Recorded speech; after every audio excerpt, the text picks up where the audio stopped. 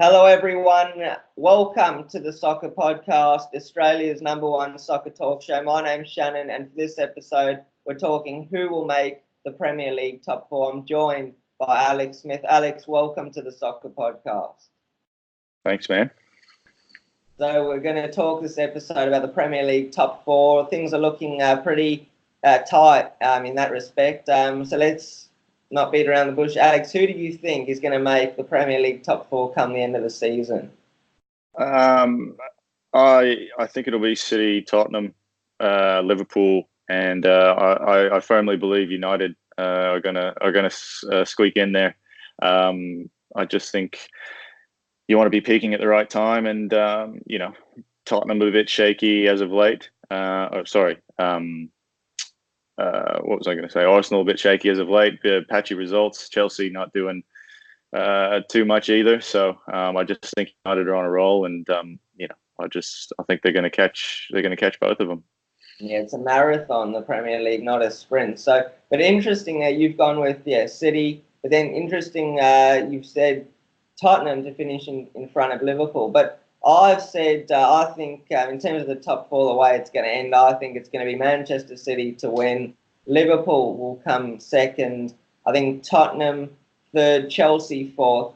That's the way I see it. But obviously now what's come to light is Harry Kane being injured. Put that alter Tottenham's position in third place. Obviously not this morning because they had that big result again at home against Fulham. And obviously Chelsea are struggling. They were absolutely battered 2-0 against Arsenal.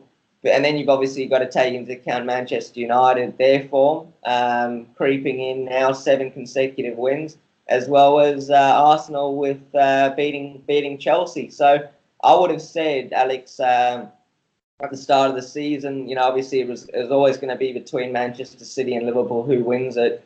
And then, with the way Chelsea started, it was looking like they were going to finish third and maybe Tottenham fourth because they've been superb as well this season. But now, Chelsea, they're struggling and there's all those other considerations to take into account. Yeah, I don't think Tottenham are going to finish above Liverpool. I was just listing my top four. It wasn't going order. I think it'll be City, Liverpool, Tottenham, and then United to creep in the top four. United have to play Arsenal. They have to play Chelsea, and I think they also have to play City. So, it's going to come down to 2 or 3 games for when those guys play each other, and then keeping that consistency against the lesser teams. I just think United have the belief. I think the only 2 questions are who's going to win the title and who's going to finish fourth. I think Tottenham are pretty comfortable in third, and I think it's going to come down to Liverpool or City.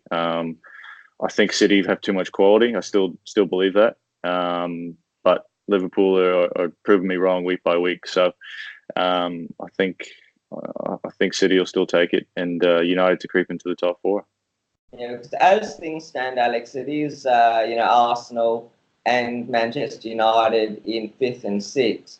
So, I would have thought at the start of the season and, after a couple of games, it usually takes about 8 games to work out, who's going to be where sort of come the end of the season. So I would have thought, there was too much of a gap in quality between, the likes of City, Liverpool, Tottenham and Chelsea, and then obviously United and Arsenal, because obviously we know United and Arsenal, they are, in that transition phase. Both teams have new managers. And, Man United, we've spoken about the problems that they have on and off the field, especially with Mourinho. Obviously, that's now changed.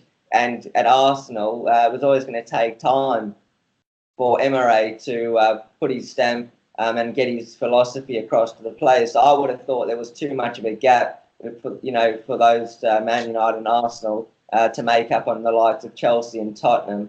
But now it's possible. United change of manager. Emery, his team had a big result against Chelsea, and it's only now, as I say, it's 3 points, and Chelsea they need to keep going. They need to keep fighting. They need to turn things around. But But Tottenham as well, they, without Kane, it's going to make things interesting. Where the goal is going to come from? Yeah, true. It's a big concern for them. I think they've had a look around the transfer market. Don't know if they'll make a signing, but someone like Llorente, he's a quality player, and the service that they get, Kane's obviously a quality finisher, and makes a few goals by himself, but the service that he gets is it's world class from coming, those players coming behind. So. Okay, well, we've spoken a little bit about, what the table, how the things lie at the moment, who's in the top four. You've given us your tips for who's going to make the top four, and I've also said my top, how I see it finishing in the top four, and we've considered, the gap isn't really big at the moment. But yeah, just again, before we go, let's just say in order now, Alex, I want to hear your top four, how it's going to finish at the end of the season. All right, obviously, those considerations. No Kane, Chelsea struggling, United coming into form. How's it going to end? All right, I'll go Liverpool, City, Tottenham, United. Much as I don't want to, I will.